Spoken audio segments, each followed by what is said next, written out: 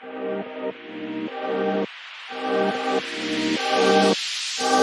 guys, it's Monday morning. This is the Lovin Dubai show. We spoke about the MSAC cancellation. How many cars are on the roads in Dubai? If you're stuck in traffic, you need this information. Also, what Mr. Beast did on the top of the Burj Khalifa.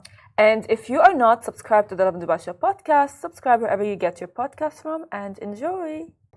Hey guys, this is Lovin Meets with Maha Abouelenein. We got to sit down with the author of 7 Rules of Self-Reliance. We spoke about hustle culture, personal brand building, why you should invest in yourself and why you should be a creator, not a waiter. And this interview allows you to invest in yourself. So if you missed the episode, don't forget to subscribe to Lovin Meets podcast, wherever you get your podcast from, and enjoy.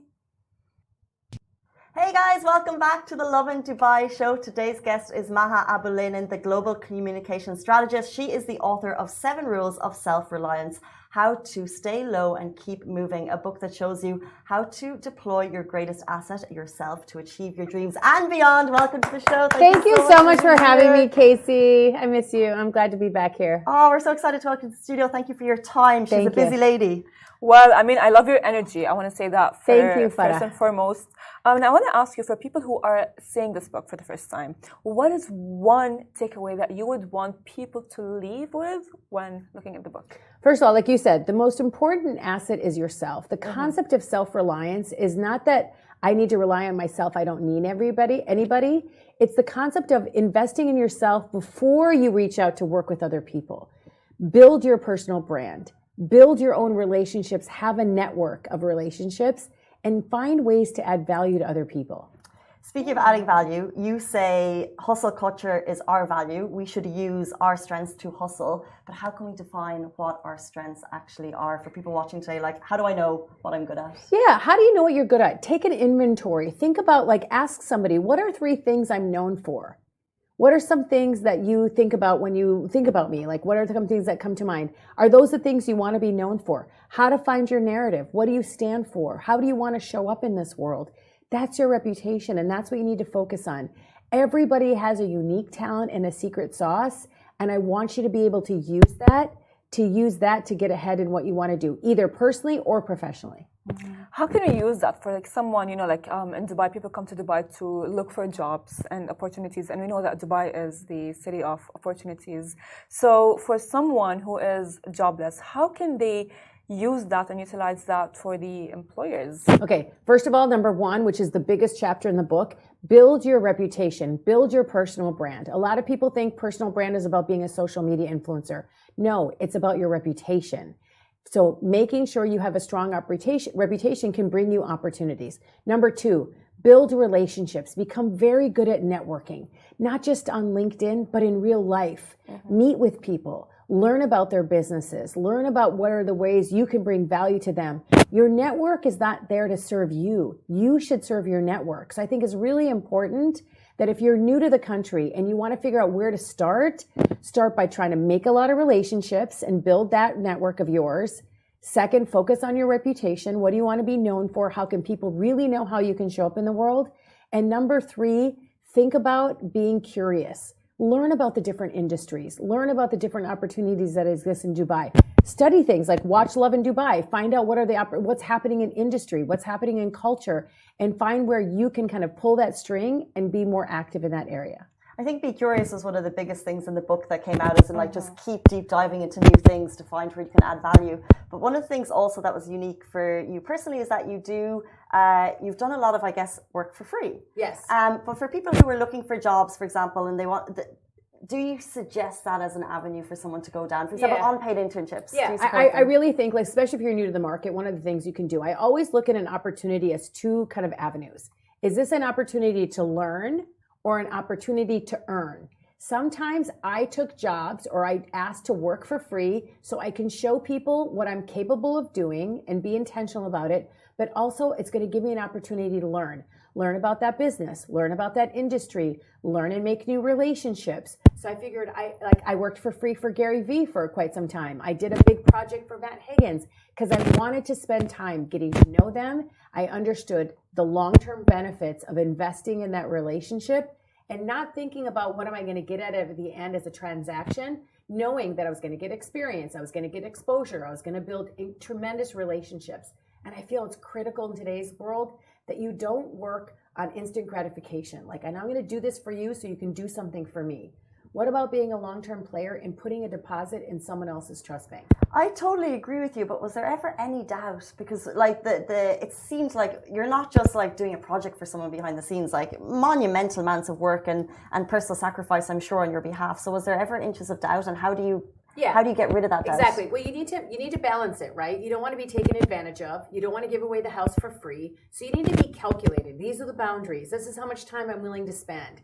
I'm willing to use my time, but I'm not going to use the resources of my company or my team because those are billable hours for clients. So you have to set that kind of boundaries of where you're going to go. And there's no risk without a reward, right? You need to figure out what am I willing, how much time am I willing to spend, how much effort am I willing to do, so I can make sure I'm not just giving away, like I said, the house for free. Mm. Well, you know, like in a country where like a lot of internships can be maybe like, oh yeah, it's for free, right? So how can I set the boundary? Like, okay, fine, this is what I want, and this is what I want out of the internship, whether it's money or whether it's a job. Set some goals. Like, I'm going to spend some time trying to build some relationships. I'm going to, like, once you think you've learned what you want to learn, then is the time for you to say, okay, evaluate, do I need to keep going, or have I maximized my return on this investment? You know, what relationships have I built? Have I learned enough about the industry? Do I really feel like I understand? If, you know, I talk about in the story in the book of my first move to Egypt, I got offered to be the secretary for the chairman of a big company, a billionaire, Naguib Sawiris. And I was like, I thought I was overqualified to be a secretary, but I thought, you know what? I'm going to take this role because it's going to give me a chance to learn. If you get a chance to work close to the sun, a chairman of a company, a billionaire, somebody where you can learn ins and outs of the business, make relationships, learn the industry, then you have to sign up for it and you need to lean in. The book is filled with personal stories. One such example of to be a creator, not a waiter. So could you share a personal story of how you actually, you know, implied that method into your real life? Yeah, so the book is filled with a lot of stories that have to do with the Middle East, because this is where I built my career and worked for more than 23 years, working in the office of the ruler of Dubai, working at Kareem, building out their communications infrastructure, head of communications at Google based in Dubai, launching Netflix in Dubai in the Middle East, and working here for 5 years for Netflix. And I feel like the big chapter 3 or rule number 3 in the book is don't be a waiter. Often in life, we're waiting. We're waiting for everything to be lined up before we take that move. We're waiting because we fear failure. We're waiting because we want permission from others to make moves. We're waiting because we fear judgment. And my message to you is don't be a waiter. There's never going to be a right time. You know, a lot of tech companies do this concept of launch and iterate. Launch a product and then like iterate it, fix it while it's in the market, get feedback from users. You should do that as well with yourself. So one of the examples I can tell you in the book about don't being a waiter is I could have waited for the right opportunity in Egypt to find the right job for me. But I decided to take that role as a secretary for the chairman of a company, even though I was 27, I had several years of work experience, I had my master's degree, I was clearly qualified to do more than just that role. But I said I either can wait for the right role or I can take this opportunity to learn and to understand the telecoms business and understand what it's like to work for someone so dynamic like Naguib Sawiris. And that move changed my life forever. Mm-hmm. It really humbled me, taught me how to network. It taught me how to really invest in relationships. It taught me new skills I didn't even know I was capable of doing because I never tried. I never used those muscles before. Often in life, we say we can't do something. But in fact, we've never been asked to do them, so we don't know if we're capable. And 9 times out of 10, you step up to the challenge, you can rely on yourself to do it, and you can achieve success. Well, in your book, you talked about the importance of the personal brand, and you told us about as well how important it is to have your own personal brand. But why is it so important? Because, like, you know, when people look at, like, when you are talking about the personal brand, all I'm thinking is how is that even done, and why is it so important? Yeah, when you think about personal branding, like I said, replace it with the word reputation. And don't you care about your reputation, right? Yeah. If you're an entrepreneur, you need to have a strong reputation in order to attract talent, in order to attract investors, in order to work with the right suppliers or partners. Like when people know Lovin Dubai as a name in the market, people want to work with you because you've built a strong name, you've built a strong reputation. The same thing goes for your business or even for you. If you work at a company, why should you work on your personal brand? Because if you want to get a promotion, if you want to work on that project that's going to make you a rock star, you have to have a strong personal brand at work. Are you a collaborator? Are you a team player? Are you a good listener? Are you resourceful? Are you insightful? Are you a go-getter? That's your personal brand at work. It's your reputation. We live in a world right now with cancel culture or, a lot of people are taking advantage of the creator economy, creating their personal brands in the market. So you can't afford not to work on your reputation. You can't afford not to build your brand in the market. And your reputation, I talk about in the book, is a currency. What's its worth, what's its value, and treat it as something so valuable. Your name is the only thing you own.